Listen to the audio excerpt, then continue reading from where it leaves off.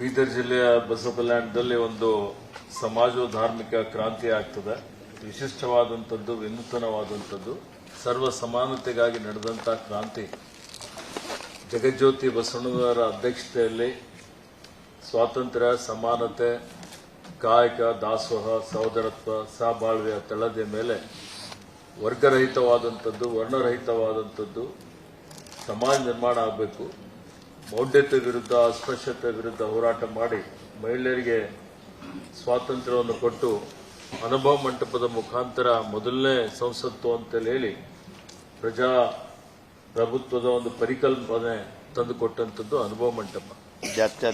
ಜಾತ್ಯತೀತ, ಜಾತಿ ರಹಿತವಾದಂತಹ ಸಮಾಜ ನಿರ್ಮಾಣ ಮಾಡಬೇಕು ಅನ್ನುವಂಥ ಒಂದು ಗುರಿಯನ್ನು ಹೊಂದಿ ಅವರು ಅಂದಿನ ದಿನಮಾನಗಳಲ್ಲಿ ಅಂತರ್ಜಾತಿ ವಿವಾಹ ಮಾಡುವಂತಹ ಒಂದು ದೊಡ್ಡ ಮಟ್ಟದ ಸಾಧನೆಯನ್ನು ಮಾಡಿದಂಥವರು. ವಚನ ಸಾಹಿತ್ಯ ಹಿಂದೆ ಎಷ್ಟು ಪ್ರಸ್ತುತ ಆಗಿತ್ತು, ಇವತ್ತಿಗೂ ಅಷ್ಟೇ ಪ್ರಸ್ತುತ ಆಗಿದೆ. ಹೀಗಾಗಿ ಇವತ್ತು ಅವರ ತತ್ವ ಪ್ರಚಾರ ಪ್ರಸಾರ ಹೆಚ್ಚಿನ ರೀತಿಯಲ್ಲಿ ಆಗಬೇಕು, ಸಮಾಜದಲ್ಲಿ ಸಾಮರಸ್ಯ ಬರಬೇಕು ಅನ್ನುವಂಥ ದೃಷ್ಟಿಯಿಂದ ಕನ್ನಡ ಸಾಹಿತ್ಯಕ್ಕೆ ಅಮೋಘವಾದಂಥ ಕೊಡುಗೆ ಕೊಟ್ಟಂಥದ್ದು. ಎಲ್ಲ ಮಠಾಧೀಶರ, ಎಲ್ಲ ಸಮುದಾಯದವರ ಒಂದು ಬೇಡಿಕೆ ಇತ್ತು. ವಿಶ್ವಗುರು ಜಗಜ್ಯೋತಿ ಬಸವಣ್ಣನವರನ್ನು ಕರ್ನಾಟಕ ರಾಜ್ಯದ ಸಾಂಸ್ಕೃತಿಕ ನಾಯಕ ಅಂತೇಳಿ ಘೋಷಣೆ ಮಾಡಬೇಕು ಅಂತೇಳಿ ಇವತ್ತು ಸಚಿವ ಸಂಪುಟದಲ್ಲಿ ಅದರ ಬಗ್ಗೆ ಚರ್ಚೆ ಆಗಿ ಸಚಿವ ಸಂಪುಟ ಅದಕ್ಕೆ ಅನುಮೋದನೆಯನ್ನು ಕೊಟ್ಟಿದೆ. ಹೀಗಾಗಿ ನಾನು ನನ್ನ ಪರವಾಗಿ ಎಲ್ಲ ಇಡೀ ಕರ್ನಾಟಕ ರಾಜ್ಯದ ಬಸವಾಭಿಮಾನಿಗಳ, ಬುದ್ಧ ಬಸವ ಅಂಬೇಡ್ಕರ್ ಅವರಿಗೆ ಯಾರು ಪ್ರೇರಣೆ ಆಗ್ತಾರೆ ಅವರೆಲ್ಲರ ಪರವಾಗಿ ಮಾನ್ಯ ಮುಖ್ಯಮಂತ್ರಿಗಳಿಗೆ, ಮಾನ್ಯ ಉಪಮುಖ್ಯಮಂತ್ರಿಗಳಿಗೆ ಮತ್ತು ಸಚಿವ ಸಂಪುಟದ ಎಲ್ಲ ಸದಸ್ಯರಿಗೆ ಕೃತಜ್ಞತೆಗಳನ್ನು ಅರ್ಪಿಸುತ್ತಾರೆ.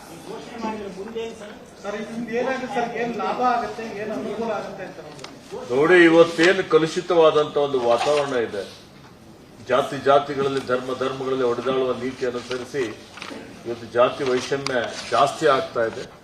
ಇವತ್ತೇನು ಬಸವಣ್ಣನವರ ತತ್ವಾದರ್ಶಗಳಿದ್ದಾವೆ, ಎಲ್ಲರಿಗೂ ಪ್ರೇರಕ ಆಗಬೇಕು, ಪ್ರೇರಣೆ ಆಗಬೇಕು, ಸಮಾಜದಲ್ಲಿ ಸಾಮರಸ್ಯ ಮೂಡಬೇಕು, ಸಹೋದರತ್ವ, ಸಹಬಾಳ್ವೆ ಬರಬೇಕು, ಪ್ರಜಾಪ್ರಭುತ್ವ ಇನ್ನೂ ಹೆಚ್ಚು ಗಟ್ಟಿಯಾಗಿರಬೇಕು, ಸಂವಿಧಾನ ಇವತ್ತು ಇನ್ನೂ ಗಟ್ಟಿಯಾಗಿ ಆಗಬೇಕು ಅನ್ನುವಂಥ ಒಂದು ದೃಷ್ಟಿಯಿಂದ ಇವತ್ತು ಈ ಘೋಷಣೆ ಮಾಡಲಾಗಿದೆ. ಅದರ ಪ್ರಚಾರ ಪ್ರಸಾರ ಮಾಡುವಂಥ ಕೆಲಸ ಸರ್ಕಾರ ಮಾಡ್ತದೆ, ಅದಕ್ಕೆ ಪ್ರೋತ್ಸಾಹ ಕೊಡ್ತದೆ. ಅನುಭವ ಮಂಟಪ ನಿರ್ಮಾಣ ಆಗ್ತಾ ಇದೆ. ಅನುಭವ ಮಂಟಪಕ್ಕೆ, ಇದಕ್ಕಲ್ಲ, ಅನುಭವ ಮಂಟಪಕ್ಕೆ 650 ಕೋಟಿ ರೂಪಾಯಿ ವೆಚ್ಚದಲ್ಲಿ ಅನುಭವ ಮಂಟಪ ನಿರ್ಮಾಣ ಆಗ್ತಾ ಇದೆ. ಅದು 2025ರಲ್ಲಿ ಪೂರ್ಣಗೊಳ್ಳಬೇಕು ಅನ್ನುವಂಥದ್ದು ನಮ್ಮ ಯೋಜನೆ ಪ್ರಕಾರ ಇದೆ. ಈಗಾಗಲೇ 200 ಕೋಟಿ ರೂಪಾಯಿ ಖರ್ಚಾಗಿದೆ.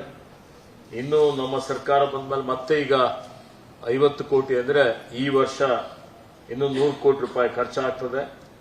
ಬರುವ 2025ರಲ್ಲಿ ಮುಂದಿನ ವರ್ಷ ಅನುಭವ ಮಂಟಪದ ಲೋಕಾರ್ಪಣೆ ಮಾಡ್ತೀವಿ ಅನ್ನುವಂಥ ಮಾತನ್ನು ಹೇಳಿಕೆ ಬಯಸ್ತೇನೆ. ಇಲ್ಲ, ಸಾಂಸ್ಕೃತಿಕ ನಾಯಕ ಸೋಷಿಯಲ್ ಇಂಗ್ಲಿಷ್ನಲ್ಲಿ cultural leader, social culture, Karnataka's cultural leader. ಮಹಾರಾಷ್ಟ್ರದಲ್ಲಿ ಛತ್ರಪತಿ ಶಿವಾಜಿ ಮಹಾರಾಜರಿಗೆ ಕೊಟ್ಟಿದ್ದಾರೆ, ಫಸ್ಟ್ ಟೈಮ್ ಕರ್ನಾಟಕದಲ್ಲಿ. ಈಗ ಪುರಂದರದಾಸ ಇದ್ದಾರೆ, ಕನಕದಾಸ ಇದ್ದಾರೆ, ಶಿಶುನಾಳ ಶರೀಫ್ ಇದ್ದಾರೆ, ಮಧ್ವಾಚಾರ್ಯ, ಇವರೆಲ್ಲರೂ ತುಂಬಾ ಜನ, ಎಲ್ಲರೂ ಅತ್ಯಂತ ಗೌರವಾನ್ವಿತರು, ಎಲ್ಲರೂ ಆದರ್ಶಮಯರಾಗಿದ್ದಾರೆ. ಎಲ್ಲರೂ ಸಾಂಸ್ಕೃತಿಕವಾಗಿ, ಆಧ್ಯಾತ್ಮಿಕವಾಗಿ, ಶೈಕ್ಷಣಿಕವಾಗಿ ಎಲ್ಲರ ತತ್ವಾದರ್ಶಗಳು ಬಸವ ತತ್ವದಲ್ಲಿ ಅಡುಕಾಗಿದ್ದಾವೆ. ಅದಕ್ಕೆ ಹೇಳಿದೆ, ಎಲ್ಲಾ ಮಹಾಪುರುಷರ, ಎಲ್ಲಾ ಸಾಹಿತಿಗಳ, ಎಲ್ಲರ ತತ್ವಾದರ್ಶಗಳೇನಿದಾವಲ್ಲ ಅವೆಲ್ಲ ಬಸವ ತತ್ವದಲ್ಲಿ ಅಡಕವಾಗಿದ್ದಾವೆ. ಎಲ್ಲರನ್ನೂ ಬಸವ ತತ್ವ ಪ್ರತಿನಿಧಿ ಮಾಡ್ತದೆ.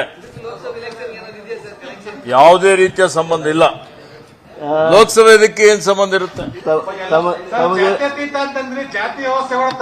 ಜಾತಿ ರಹಿತವಾದಂತಹ ಸಮಾಜ ನಿರ್ಮಾಣ ಆಗಬೇಕು ಎಂಬುದು ಎಲ್ಲರದ್ದು ಒಂದು ಗೆಳೆಯರೇ ಸದಾಶಯ ಇದೆ. ಪ್ರತಿ ಕ್ಷಣದ ಸುದ್ದಿಗಳಿಗಾಗಿ ವಿಸ್ತಾರ ನ್ಯೂಸ್ ಆಪ್ ಡೌನ್ಲೋಡ್ ಮಾಡಿ.